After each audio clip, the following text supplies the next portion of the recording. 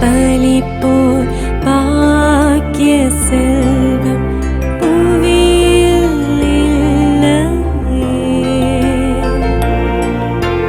புவி நிரம்ப பொன் தந்தாலும் இப்பளிக்கு ஈடில்லையே.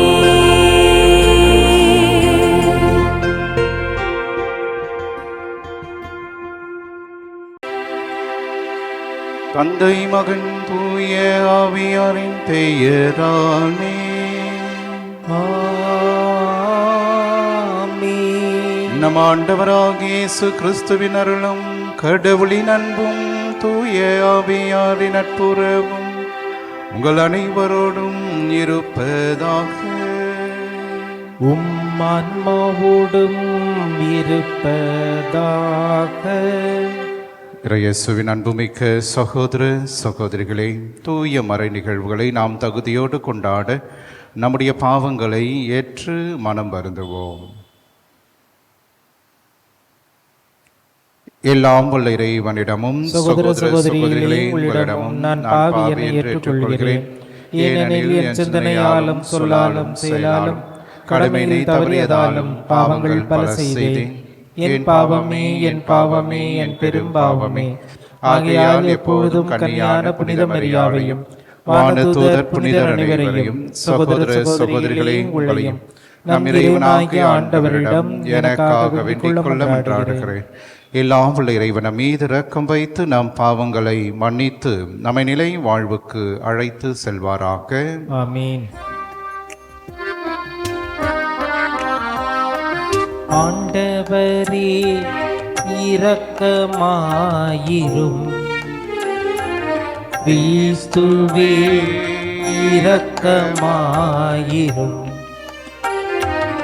ஆண்டவரே இரக்கமாயிரும். கிறிஸ்துவே இரக்கமாயிரும். மன்றாடுவோமாக. என்றென்றுமுள்ள எல்லாம் வல்ல இறைவா, எங்கள் செயல்களை உமது திருவுளத்திற்கு ஏற்ப நெறிப்படுத்தி அருளும். இவ்வாறு உம் அன்பு திருமகனின் பெயரால் நாங்கள் மிகுதியான நற்செயல்கள் புரிந்திட தகுதி பெறுவோமாக. உம்மோடு தூய ஆவியாரின் ஒன்றைப்பில் இறைவனா என்றென்றும் வாழ்ந்து ஆட்சி செய்கின்றவர் வழியாக உம்மை மன்றாடுகின்றோம்.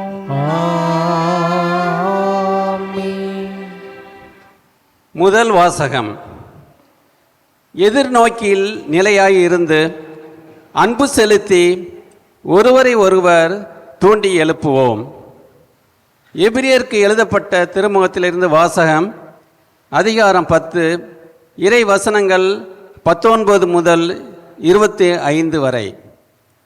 சகோதர சகோதரிகளே, இயேசுவின் உடலை கோவிலின் திரைச்சீலைக்கு ஒப்பிடலாம்.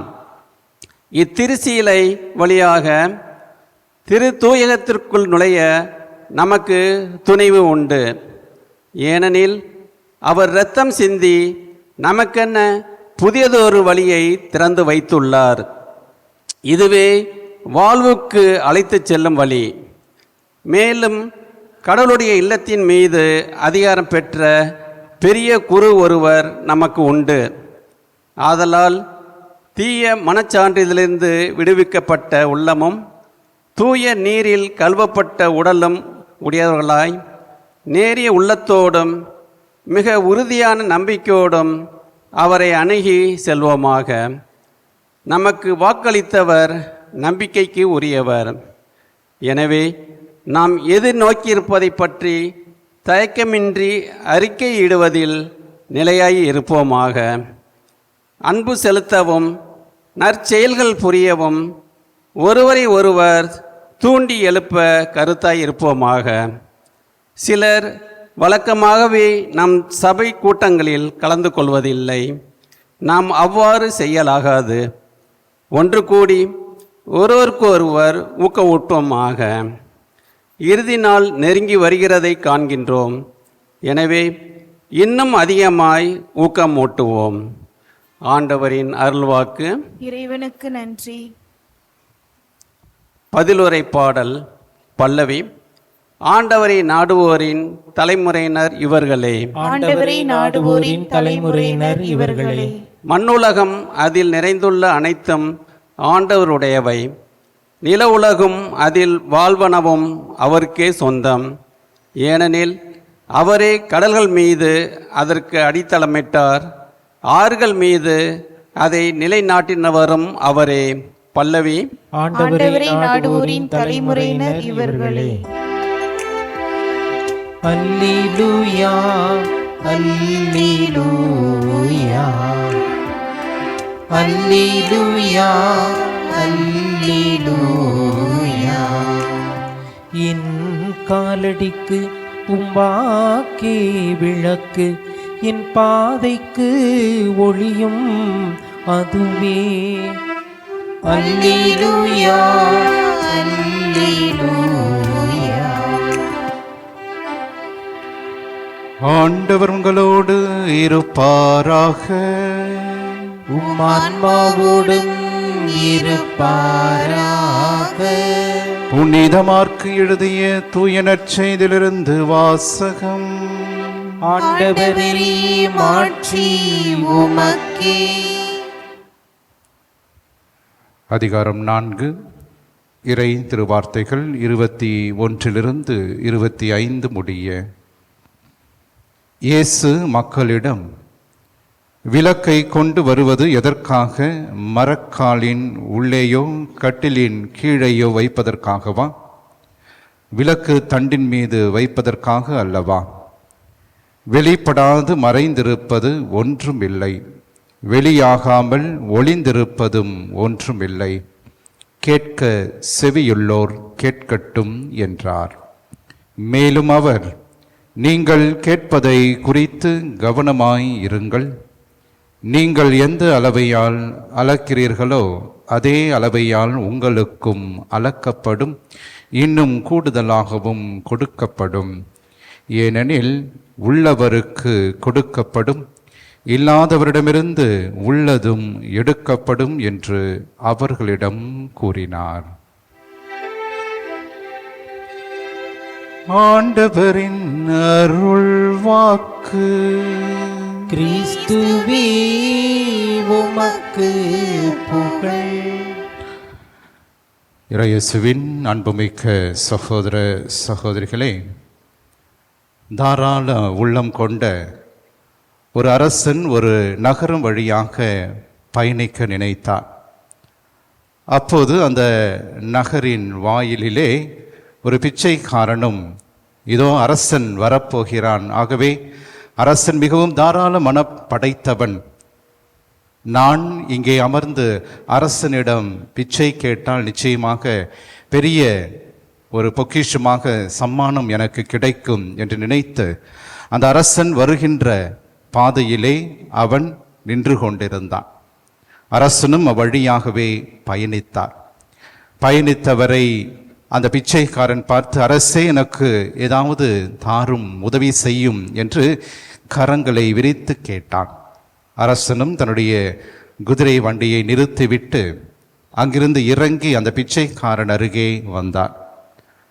வந்த பிச்சைக்காரனுடைய கரத்தை பார்த்து 2 கரங்களையும் விரித்து நின்றான். அப்போது அரசன் அந்த பிச்சைக்காரனை நோக்கி தன்னுடைய 2 கரங்களையும் விரித்து, எனக்கு ஏதாவது நீ கொடு என்று அந்த பிச்சைக்காரனிடம் கேட்டாராம். பிச்சைக்காரன் மிகவும் பதட்டம் அடைந்த ஒரு மனிதனாக, இவ்வளவு மிகப்பெரிய அரசன் என்னிடம் அவர் ஏதாவது கேட்கிறாரே, என்ன அவருக்கு கொடுப்பது என்று தன்னுடைய பையிலே அவர் தன்னுடைய கரம் வைத்து தேடி பார்த்தான். 3 செப்பு காசுகள் இருந்தன. ஆகவே அதை எடுத்து அரசனுடைய கரங்களிலே கொடுத்தார். அரசனும் அந்த 3 செப்பு காசுகளை பெற்றுக்கொண்டு அவருடைய பையிலிருந்து 3 தங்க நாணயங்களை அந்த பிச்சைக்காரனுக்கு கொடுத்தாராம். இயேசுவின் பிரியமானவர்களே, கொடுப்பது யாராக இருந்தாலும் கடைசி வரையிலும் கொடுக்கின்றவர்கள் நாமாக இருக்க வேண்டும். பல தருணங்களிலே நாம் அனைவரும் பெறுகின்றவர்களாக இருக்கின்றோம். ஆனால் கொடுப்பதற்கு மனம் இல்லாதவர்களாக இருக்கின்றோம். ஆகவேதான் இன்றைய நற்செய்தி வாசகத்திலே ஆண்டவராகிய இயேசு கிறிஸ்து, நீங்கள் அனைவரும் ஒளி தருகின்ற விளக்கை போல இருக்க வேண்டும் என்கின்ற ஒரு அழைப்பை நமக்கு விடுக்கின்றார். ஆகவே அந்த விளக்கானது மரக்காலில் கட்டிலின் கீழேயோ நாம் வைத்தால் நிச்சயமாக அதனால் ஒரு பயனும் இல்லை. ஆகவே விளக்கு என்பது விளக்கு தண்டின் மீதுதான் வைத்தாக வேண்டும். அப்போதுதான் அந்த அறை முழுவதுமாக அந்த வெளிச்சமானது கொடுக்கப்படும். ஆக விளக்கு அதற்காக தான் பயன்படுகிறது, ஒளியும் ஒளிவிப்பதற்காக தான் இருக்கின்றது. ஆகவே கிறிஸ்தவர்களாக இருக்கின்ற நாம் அனைவரும் அத்தகைய ஒளியை தருகின்றவர்களாக இருக்க வேண்டும். எனக்கு என்னுடைய குடும்பம் தன்னலம் என்கின்ற சுற்று வட்டாரத்திலே நான் வாழாமல் பிறரும் என்னுடைய ஆசீர்வாதங்களை நான் பெற்றுக்கொண்ட அந்த வளமையையும் ஆசீர்வாதத்தையும் நான் தருகின்றவராக நான் மாற வேண்டும் என்பதை நாம் புரிந்து கொள்ள அழைக்கப்படுகின்றோம். புனித பீட் இவ்வாறாக சொல்லுவார், என்னுடைய வாழ்க்கையிலே நான் இறைவனிடமிருந்து பெற்றுக்கொண்ட சகல நன்மைகளையும் நான் எனக்காக வைத்து கொண்டால் நான் கடவுளினுடைய பிள்ளையாக மாற முடியாது, அவருடைய குழந்தையாக நான் இருக்க முடியாது. நான் பெற்ற நன்மைகளை பிறருக்கும் நான் வழங்குகின்ற போது ஆண்டவர் இயேசு சொன்னதைப் போல நான் வெளிச்சம் தருகின்ற ஒளியாக திகழ்கிறேன் என்று அந்த புனிதர் குறிப்பிடுகின்றார். இயேசுவின் பிரியமானவர்களே, இந்த ஒளி எதை குறிக்கிறது என்று பார்க்கின்ற போது ஆண்டவராக இயேசு கிறிஸ்துவை குறிப்பதாக இருக்கிறது.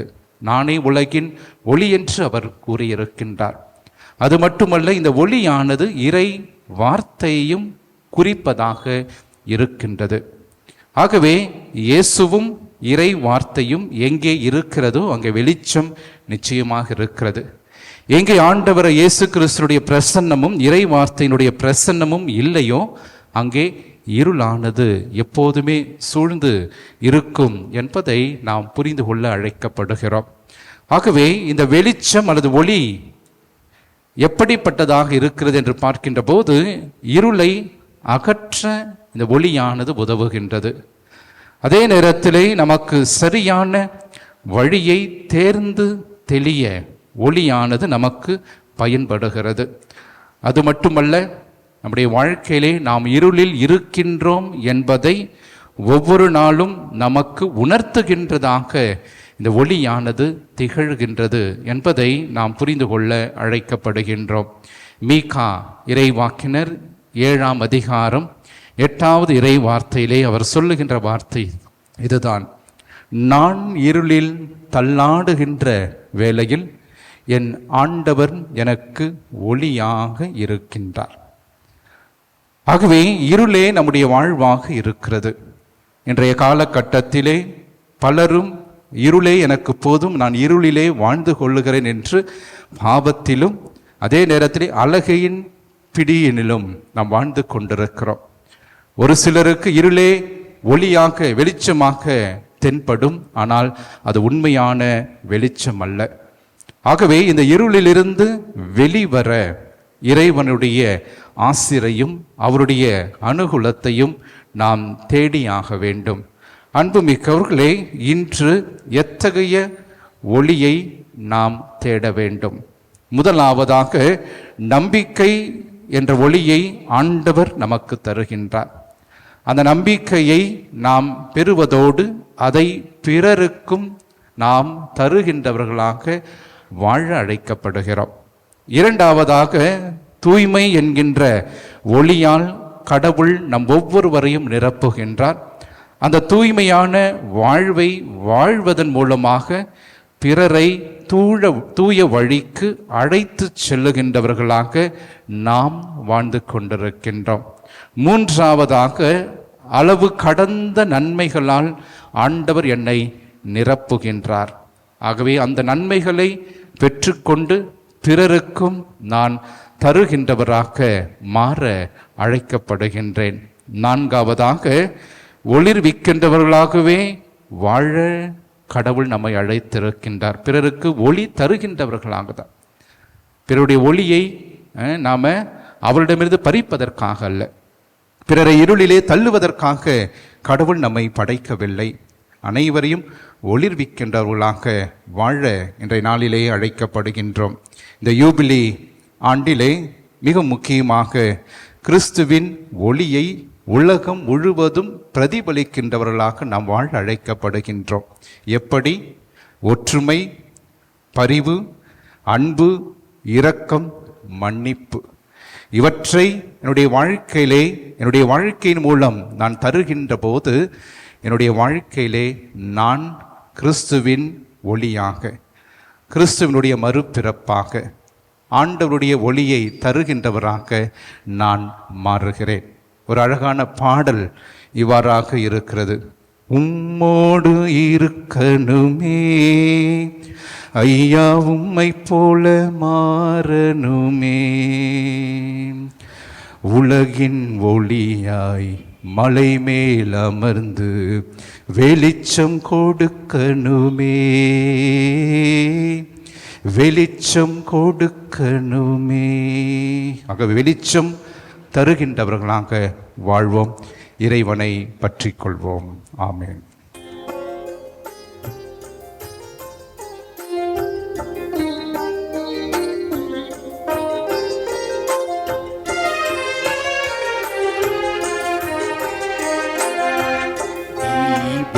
ஒளியும் எரிவதற்கு எண்ணெயை விளக்கு கேட்கின்றது. தெய்வ விளக்கு எரிவதற்கு எண்ணெயை தெய்வம் கேட்கின்றது. தருகின்றேன் தருகின்றேன் தெய்வமே எண்ணெயை தருகின்றேன். தருகின்றேன் தருகின்றேன் தெய்வமே என்னை தருகின்றேன்.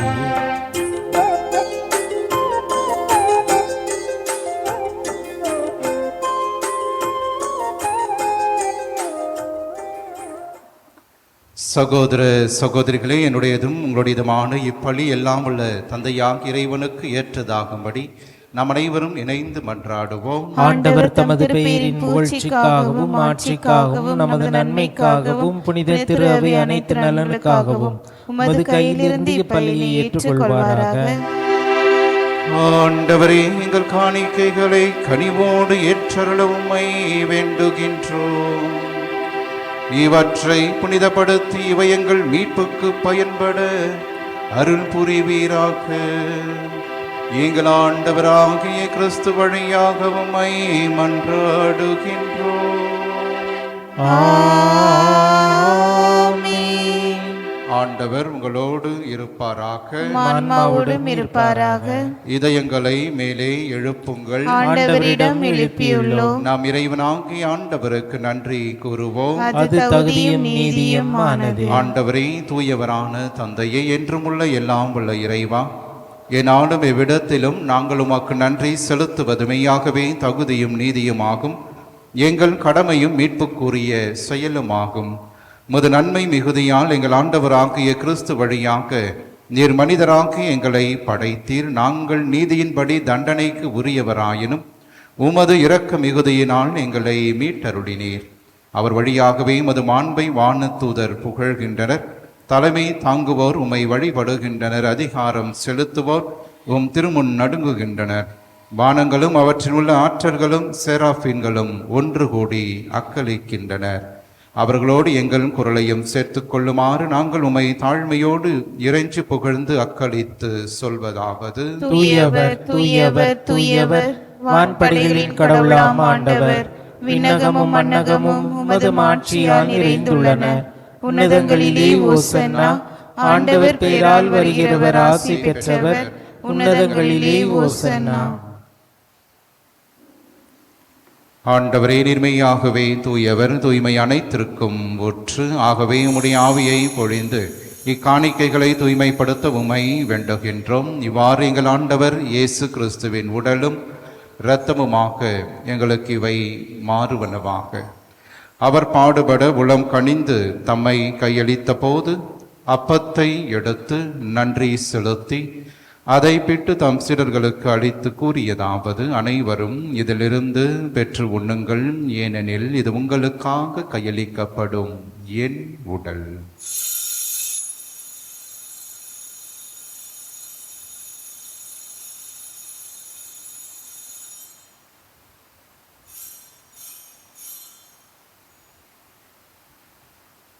அவ்வண்ணமே இரவு விருந்தை அருந்திய பின் கிண்ணத்தையும் எடுத்து மீண்டும் உமக்கு நன்றி கூறி தம் சீடர்களுக்கு அளித்து அவர் கூறியதாவது, அனைவரும் இதிலிருந்து பெற்று பருகுங்கள், ஏனெனில் இது புதிய நிலையான உடன்படிக்கைக்கு உரிய என் இரத்தத்தின் கிண்ணம்.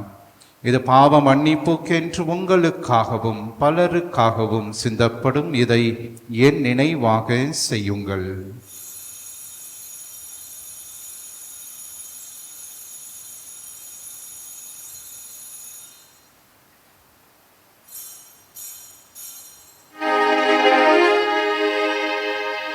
நம்பிக்கையின் மறைபொருள் ஆண்டவரே, நீர் வருமளவும் உமது இறப்பினை அறிக்கையிடுகின்றோம், உமது உயிர்ப்பினையும் எடுத்துரைக்கின்றோம். ஆகவே ஆண்டவரை, நாங்கள் கிறிஸ்துவின் இறப்பினையும் உயிர்ப்பினையும் நினைவு கூர்ந்து வாழுதரும் அப்பத்தையும் மீட்பளிக்கும் கிண்ணத்தையும் ஒப்புக் கொடுக்கின்றோம். உம் திருமுனின்று மக்கு ஊழியம் புரிய தகுந்தவர்கள் என எங்களை ஏற்றுக்கொண்டீர். எனவே மக்கு நன்றி செலுத்துகிறோம்.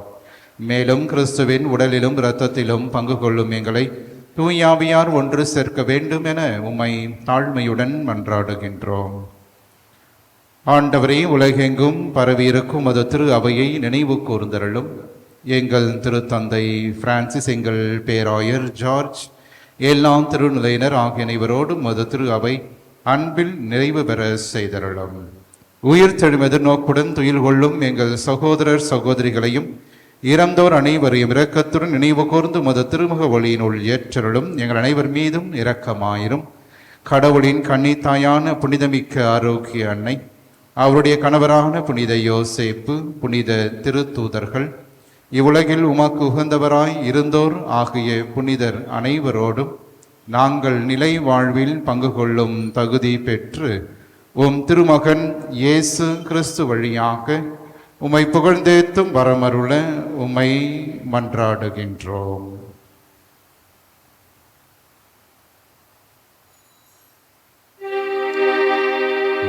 இவர் வழியாக இவரோடு இவரில் எல்லாம் வல்ல இறைவனாகிய தந்தையே, தூய ஆவியாரின் ஒன்றிப்பில் எல்லா புகழும் ஆட்சியும் என்றென்றும் உமக்கு உரியதே. ஆமென். ஆமென்.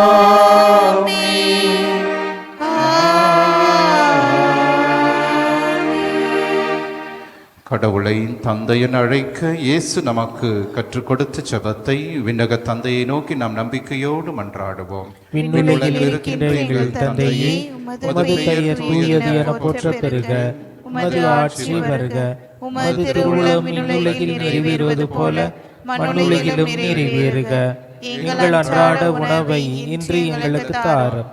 எங்களுக்கு எதிராக குற்றம் செய்வோரை நாங்கள் மன்னிப்பது போல எங்கள் குற்றங்களையும் மன்னியும். எங்களை சோதனைக்கு உட்படுத்தாதேயும், தீமையிலிருந்து எங்களை விடுவித்தருளும். ஆண்டவரே, தீமை அனைத்திலிருந்தும் எங்களை விடுவித்து எங்கள் வாழ்நாளில் அமைதியை கனிவோடு அருள உம்மை மன்றாடுகிறோம். உமது இரக்கத்தின் உதவியால் நாங்கள் பாவத்திலிருந்து எப்போதும் விடுதலை பெற்று யாதொரு கலக்கமுமின்றி நலமாய் இருப்போமாக. நாங்கள் எதிர்நோக்கி இருக்கும் பேரின்பத்துக்காகவும் மீட்பராக இயேசு கிறிஸ்துவின் வருகைக்காகவும் காத்திருக்கின்றோம். ஏனெனில் ஆட்சியும் வல்லமையும் ஆட்சியும் என்றென்றும் மதே. ஆண்டவரே இயேசு கிறிஸ்துவை, அமைதியை உங்களுக்கு விட்டு செல்கின்றேன், என் அமைதியையே உங்களுக்கு அளிக்கின்றேன் என்றும் திருத்தூதர்களுக்கு மொழிந்தீரே. எங்கள் பாவங்களை பாராமல் உமது திரு அவையின் நம்பிக்கையை கண்ணோக்கி உமது திருவுலத்திற்கு ஏற்பதற்கு அமைதியும் ஒற்றுமையும் அளித்தருள்வீராக. என்றென்றும் வாழ்ந்து ஆட்சி செய்கின்றவர் நீரே. ஆமென். ஆண்டவருடைய அமைதி என்றும் உங்களோடு இருப்பதாக, ஆன்மாவுடன் இருப்பதாக. ஒருவருக்கு ஒருவர் ஆண்டவர் தருகின்ற அமைதியை நாம் பகிர்ந்து கொள்வோம். உலகின் பாவங்களை போக்கும் இறைவனின் செம்மறியே, எங்கள் மேல் இரக்கமாயிரும். உலகின் பாவங்களை போக்கும் இறைவனின் செம்மறியே, எங்கள் மேல் இரக்கமாயிரும். உலகின் பாவங்களை போக்கும் இறைவனின் செம்மறியே, எங்களுக்கு அமைதியை அளித்தருளும்.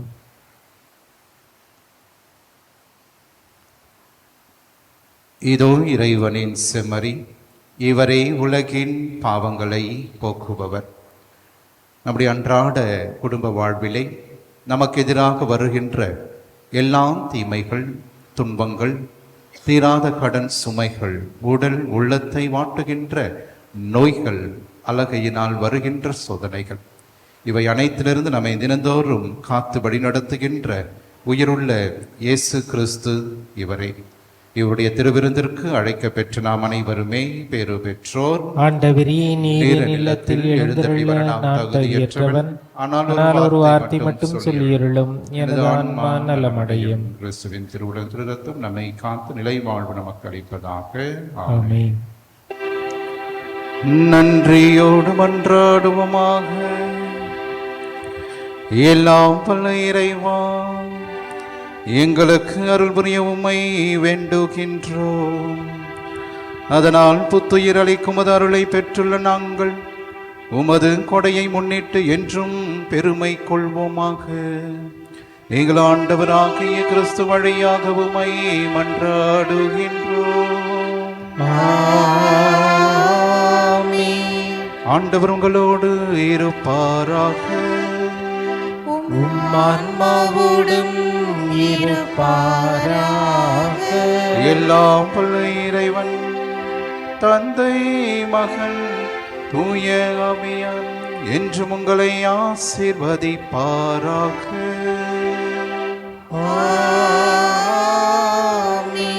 ஆரோக்கிய அன்னையின் ஆசீரோடு சென்று வாருங்கள். திருப்பலி நிறைவேறிற்று. இறைவனுக்கு